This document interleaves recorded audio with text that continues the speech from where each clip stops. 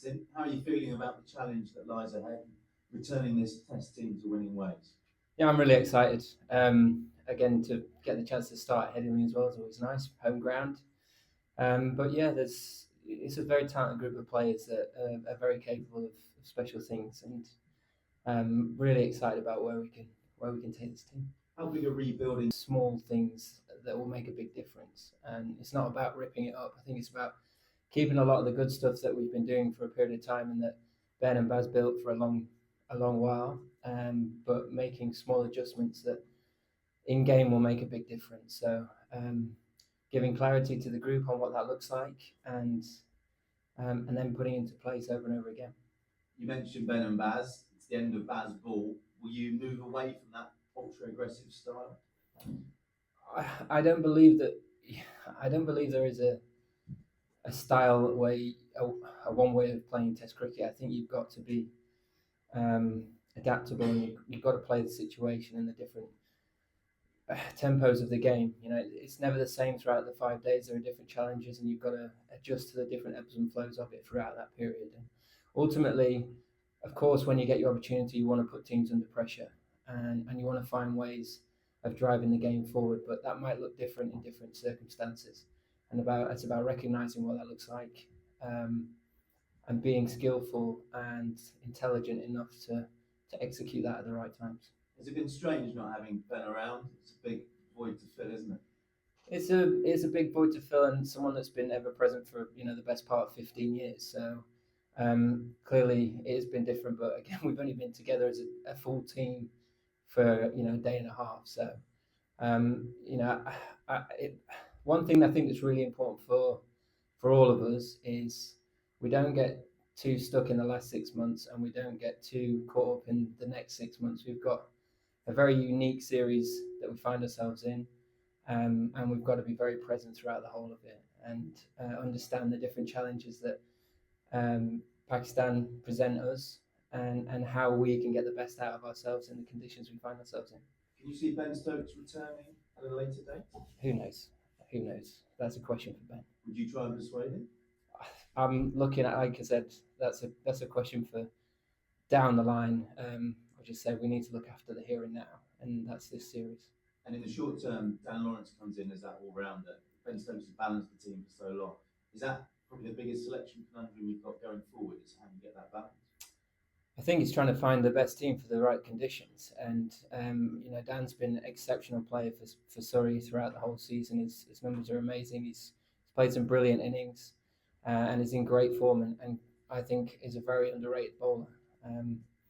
So I think he offers a great amount. Clearly, it is a different makeup to the team and a different balance to things, but there's no reason why that can't be successful either. And it's understanding how we're going to work that through, how we're going to manage that, and get the best out of the 11 players that get the opportunity to take the field. And you've immediately scrapped the curfew.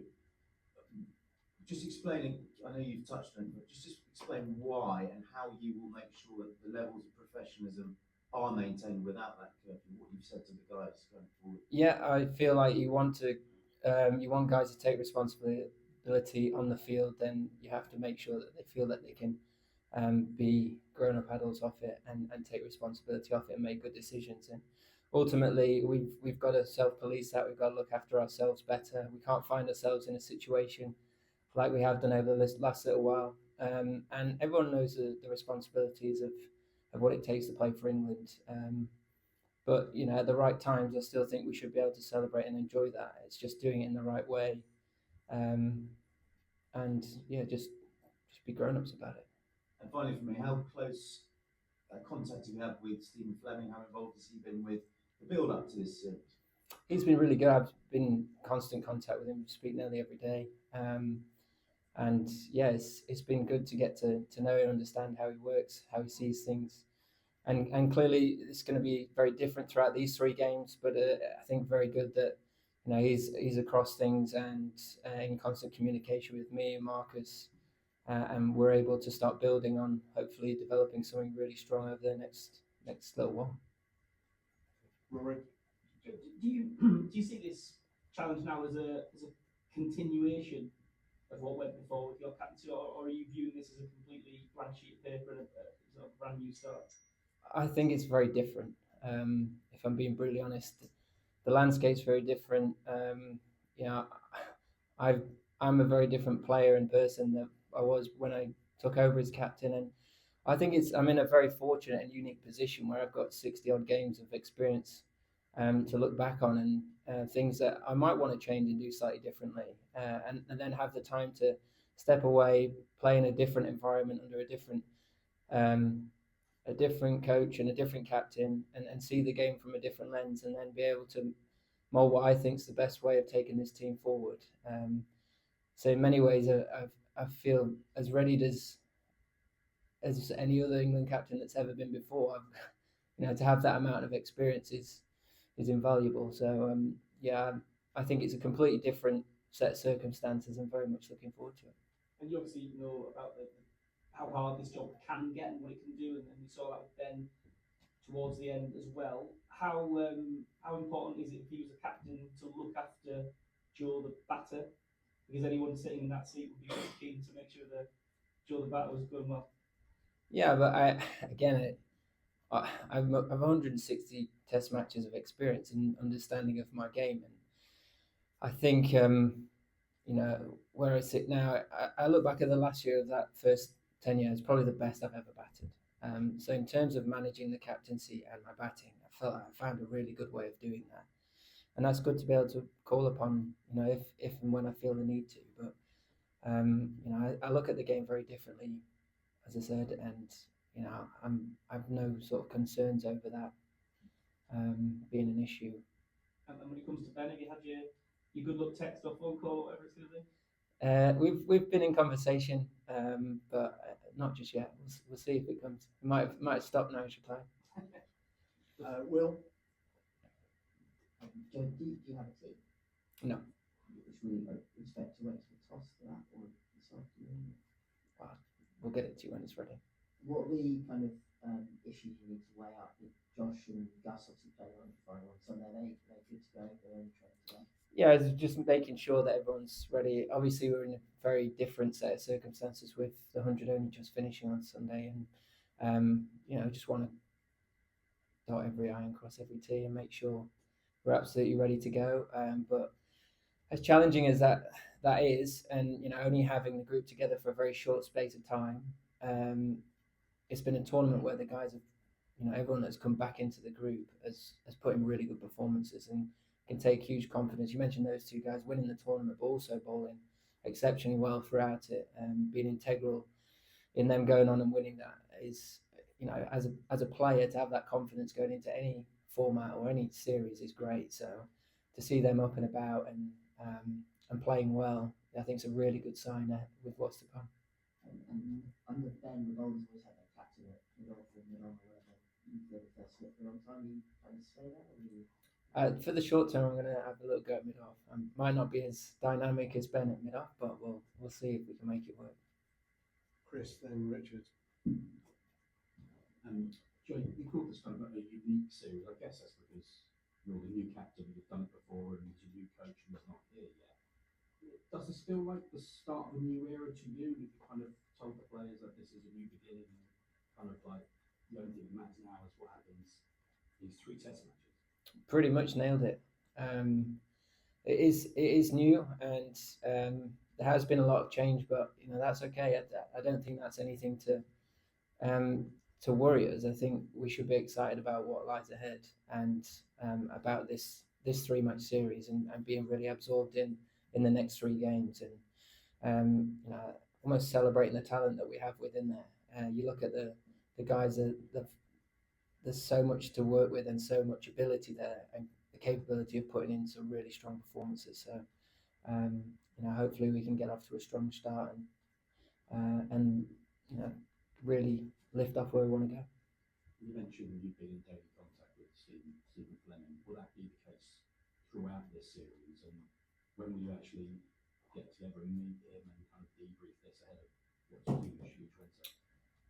We'll see, but I think this the fact that we're getting a good understanding of how each other work, and how we see the game, and being very aligned with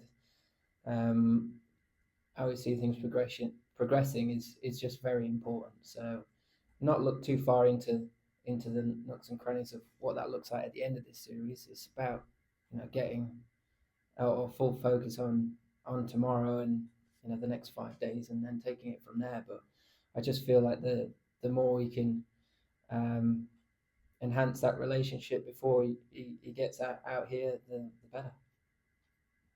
And Joe, you said you wouldn't give us a team, we didn't have a team. Is everyone actually fit for selection? Yeah, I think so.